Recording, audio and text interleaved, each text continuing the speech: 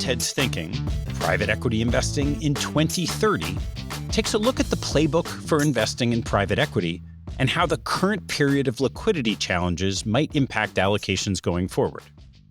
Allocators will need to fine-tune their core investment beliefs to answer the many questions this environment has raised. Private Equity Investing in 2030. Warren Buffett says, "Only when the tide goes out do you discover who's swimming naked." For nearly 2 decades, private equity thrived on low rates and revenue growth. But since 2021, the tide has turned, exposing flaws in the old Allocators playbook and demanding a new one. The traditional private equity playbook. Historically, the private equity playbook for allocators has been a straightforward, bottom-up approach. Allocators developed beliefs about strategies that would outperform, met lots of managers, selected those that fit their beliefs, and invested in their funds. These managers would buy companies, own them for several years, and sell.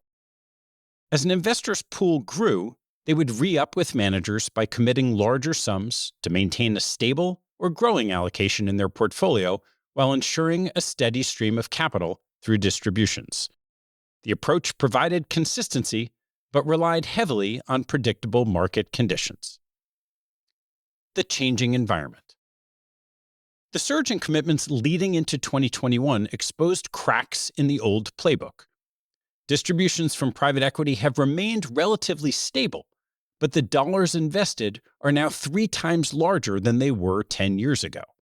This shrinking distribution yield on a private equity portfolio has created liquidity challenges. In response, innovations like continuation vehicles, NAV loans, and minority purchases have emerged. But these tools come with their own complexities and incentive misalignments. Private equity portfolios today. Private equity portfolios today are comprised of companies with a wide range of holding periods, from businesses GPs intend to buy, improve, and sell within a few years to those they intend to own and compound over time. Allocators typically own portfolios across the spectrum, a compromise that may not align with their true beliefs. For example, one CIO I spoke with recently is frustrated by continuation vehicles for good businesses where GPs will earn incentive fees while acting as passive owners. He believes GP holding periods should be short and intense, but finds his portfolio to be a mixed bag of ownership durations. Another CIO I spoke with oversees long-duration liabilities and wants to own great businesses indefinitely, but is perplexed by GP incentives that compel shorter than optimal holds.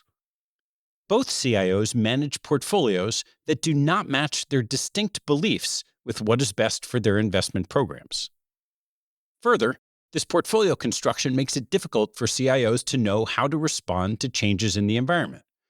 How does a CIO answer difficult questions about manager selection, commitment sizing, CV participation, co-investments, direct investments, and terms without a clear understanding of their investment philosophy in the space? Refining investment beliefs.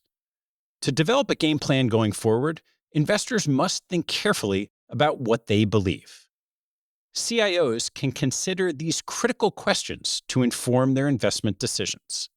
First, what private equity strategy generates the highest returns? Ownership of great businesses that compound over time, or ownership of businesses where sponsors buy, make improvements, and sell? The former implies an investor's goal is to build a portfolio of private companies to own for the long term. The latter implies returns will be higher if the portfolio has short to medium-term turnover, refreshing each time with the business at an inflection point. Second, how should you address liquidity needs? Within the private equity portfolio, outside of the portfolio, or both? The existing model requires distributions to match contributions. Estimating both exits and drawdowns are an inexact science, leading investors to be more conservative in their deployment. Next-generation models might focus on liquidity needs outside of private market allocations, leading to smaller private equity allocations, but more aggressive or longer duration deployment within the portfolio. By articulating clear preferences, investors can more easily answer questions about manager selection, CV participation, and other innovations.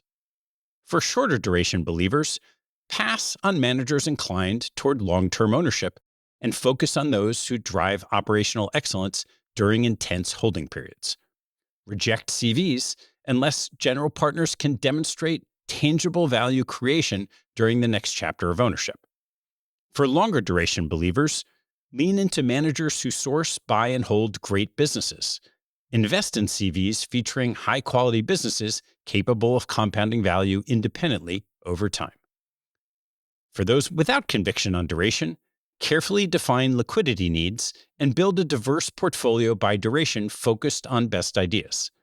Consider the purpose CVs serve in the mix and use that lens to develop a CV strategy. Private equity investing in 2030. The tide is out. 5 years from now, allocators who refine their understanding of what delivers the best returns in private markets will have a portfolio that reflects those beliefs. They will make comparative judgments about manager strategies and narrow their focus on getting paid for illiquidity.